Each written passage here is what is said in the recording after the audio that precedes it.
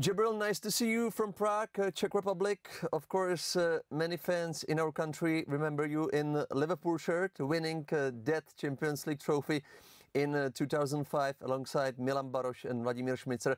But we don't really know what is Djibril Cissé doing nowadays. So I know music is your passion. So are you still traveling the world, or have you already a little bit settled down, living quiet life in France? No, I'm still moving, still traveling, still doing a lot of music, a lot of festivals, a lot of clubs. That's my life now. So I'm moving a lot, but I'm still, reserving time for my family because it's important. And do you see any similarities between football and music? And if yes, what things exactly, Djibril? It's different. It's different because football you are 11, and if you are not good on the day, your teammates can do the job for you. As a DJ, if you're not good, if you don't play the right music, it's on you. So, but in terms of stress and adrenaline, yeah, it's quite similar. I know music was always your passion, but maybe when was the moment you realized, hang on, as soon as I quit career as a football player, I will continue as a DJ, as a music producer? At the end of my career, I was already, thinking about trying as to have another career as a DJ and a producer. For me, it was, it was a normal thing, and for my family and my friends, it was like, okay, well, we're not really, we already know that it was your next life. So for me, it was a normal thing, the normal thing to do. Okay, Djibril, let's talk about your very multicolored career for a while, because you played in many countries, France, Greece, England, Switzerland, Italy, Russia, Qatar. So tell me honestly the best and maybe the worst destination you have experienced. The best, there's different side of when you move to a club and when you move to a country, there's different sides of the feeling good mood. You can be good on a pitch and winning titles and be okay in life, and you can be good on the pitch, winning titles too or less, and make some crazy relationship with your friends, with the fans. So I had the two situations in Liverpool. Of course, we won trophies and the Champions League. My kids are born there, so my early life as a man started there. But in Greece, I had some amazing moments with the fans. We won titles too, and it was really powerful, the relationship that I still have with the fans and the club. So. And in Auxerre, that's where everything started. So if I had the chance to play in that many clubs, it's because Auxerre helped me to develop myself, and so that's why it's hard for me to choose because I had some good and bad moments everywhere. And to be honest, I tried my best and I did everything in every club for it to be as good as possible. Well, I have to ask a question on Liverpool, and I would start with that move from French team Auxerre to that side, LFC. When was the first moment you found out there is an interest from England, Djibril? Do you remember that? Yeah. I remember it was before I signed, way before I signed. I was still an Auxerre player. Gérard Roulier and Giroud started talking, about me coming to joining Liverpool. Giroud, talked to me about the project and the idea. For me, it was one of the best choice for me to do.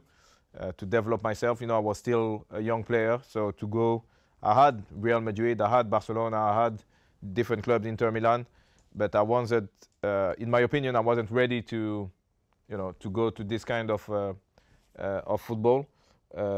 Liverpool was and is a great club, you know, and to be alongside Michael Owen, Steven Gerrard, and big players like this, for me it was the right move, and it proved me right, because we won the Champions League the season after. So so that was for me, in my opinion, the best choice, and you know, we made it even better by winning the Champions League. Mm.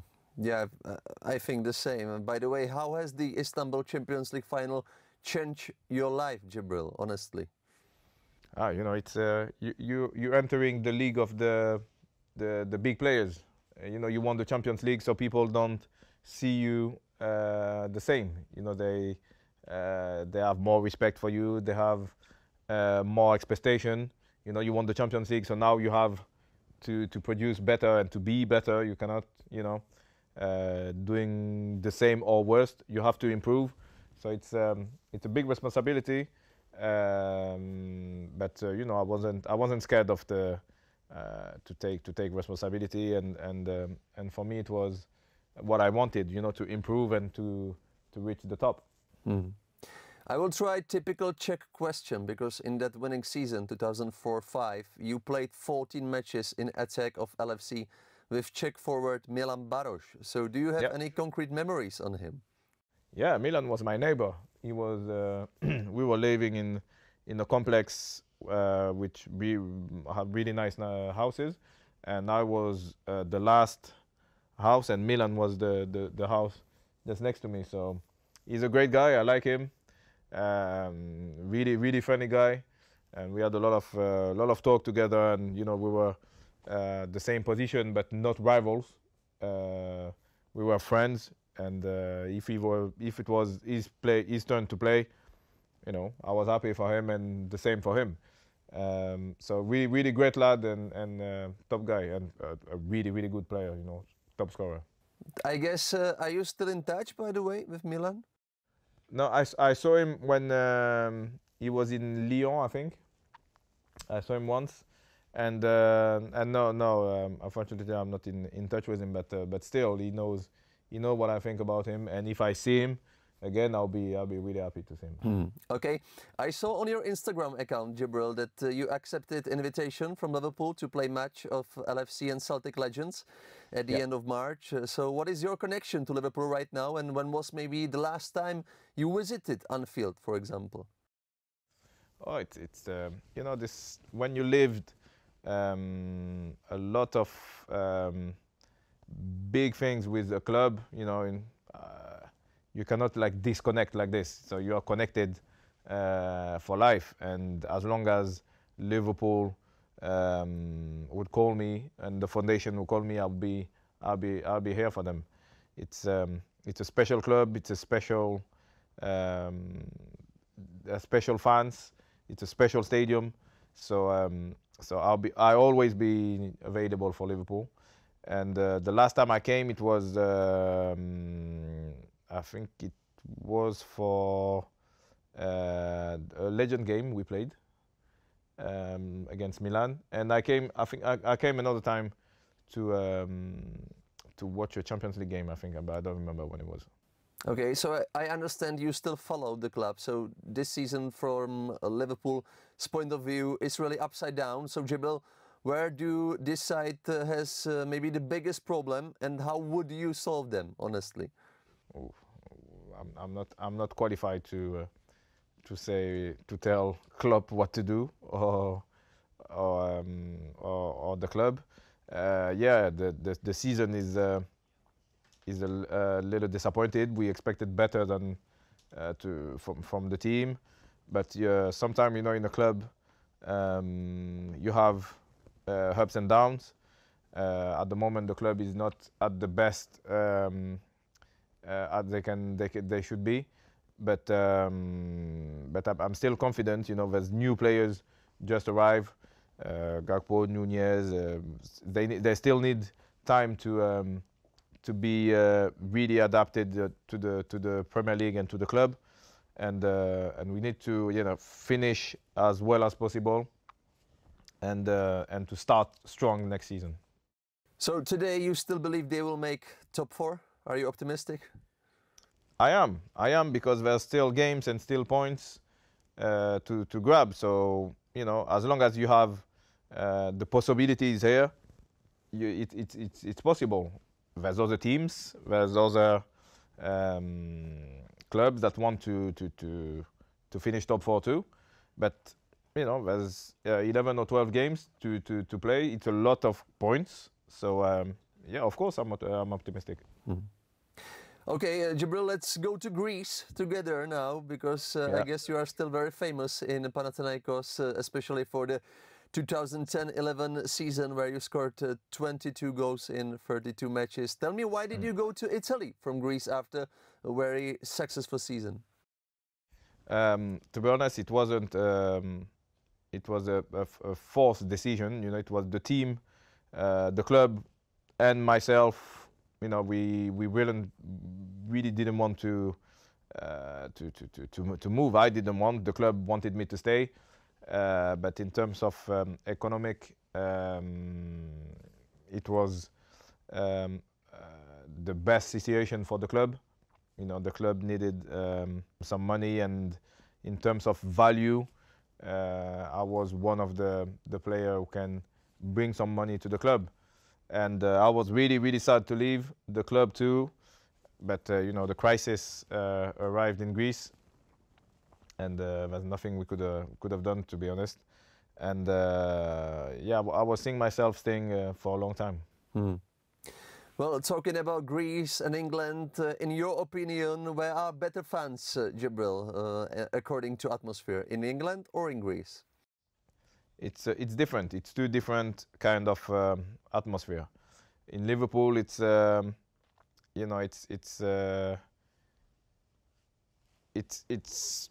would say it's structure. It's all nice. It's a great atmosphere, but it's all nice. In Greece, it's more like it's from Mediterranean guys. It's like more crazy. It's more fumigène. It's more. It's different. They're more like I said, I don't know how to say, but it's more crazy than England. That's what I like. I like crazy things. Okay, I will try another moment in your career, because in the season 2011-12, in the very last fixture of the season, you lost as a QPR player to Man City, 2-3 at the Etihad, and you scored. City won the title, and despite the loss, you survived in the Premier League with QPR. And there is very famous TV moment of you celebrating with Samir Nasri after the final whistle. What were your emotions that day? It was a special moment for both of us, because Samir is like my brother. We were talking a few days before the game, saying that it's a really important game for both of us, and that thinking about that one's going to be sad after the game, it was really difficult for us. So lucky enough, we were both happy. I was staying in the Premier League, and he was champion. So I was happy for him. It's not happy for the club, for Man City, or for blah blah blah. I was happy for my friend, and that's the best way, the only way I was showing him how happy I am for him. And the fans, they mixed everything, and I heard that I was celebrating with Man City, which I don't care about Man City, to be honest. I was happy for my friend and for my brother, and that's it. Okay, I understand. By the way, you also experienced Roy Keane as a manager with Sunderland. How was he as a manager, honestly?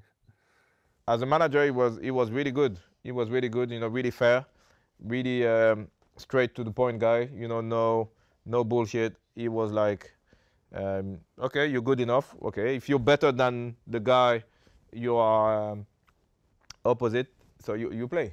That's really was the kind of manager that really fair and really straight guy. And are you honestly surprised that he is nowadays very respected pundit, football expert? No, well, no, he's really. He was a big player. He knows football. He knows what he's talking about. So no, it's absolutely normal that that people respect him and listening to him when he's talking. By the way, are you still in touch, Djibril, with QPR or Sunderland, respectively? Do you follow your ex-teams? Yeah, of course. No, I follow. You know, it's a part of my life. It's a part of my family. So you don't quit people because you're living. I'm still following QPR, still following Sunderland, I'm still following Panathinaikos, Marseille, and all the clubs. It's really important for me to to follow and to be tuned on a part of my life. Well, people definitely remember you thanks to your extravagant style, your tattoos, your hairstyles. Was it part of your image and maybe reason that you always, Djibril, realized football is mainly still a joy? It's still a show for football fans, you know? Yeah, it was. It's me, you know. That's the way I am. That's the way I see things. Life is, you know, I'm lucky. My health is good. My kids are okay. Everything is good in my life. So you know, I've got nothing to say. So it's only joy that I can show and you know, and being positive. So it's me. That's the way I am. And do you think nowadays is football maybe bigger show than it was when you were playing, Djibril, or is it different? I don't think that today's football is better than my football. But for sure, there's more. You know, there's more money. There's more ways to do things in football. There's more technology. So it's a different football. In terms of quality, yeah, there's a lot of good players, good team, because there's more money than in my time. But I'm still, sometimes I'm nostalgic, and I like my kind of football. And do you still want to be part of football, Djibril? Because there is no secret that both of your sons still play this game, right? Yeah, of course. You know, I played 15 or 16 or 17 years in football. I think it'll be a waste to you know, to throw everything like this in the bin and not to share my experience, not to share my you know, my advices with the young players and the young generation, especially with my kids. I've got some really good ones, and yeah, it'll be important and normal for me to share that with the next generation. Mm. And the very last question, because we asked our viewers if they are interested in you somehow, and one question was repeated many times. You played in a movie, Taxi 4, so they are interested how all of this happened. Oh, it's cool. It happened really. It was not strange, but like I was surprised to receive a call from Luc Besson, which is the producer of the movie. He said to me, "Yeah, we're filming a Taxi in Marseille.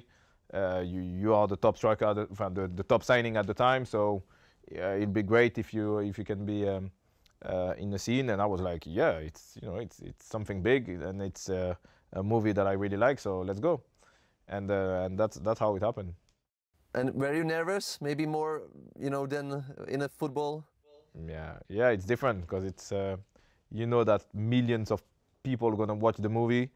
It's not I'm not an actor, so it's not my you know, it's not my thing to act. And but you know, when you are in the thing with the other actors, you know, they welcome you and they help you a lot to you know, to feel okay, and it's fun. Djibril, thank you very much for your answers, and I hope to see you one day face to face. See you. Thank you.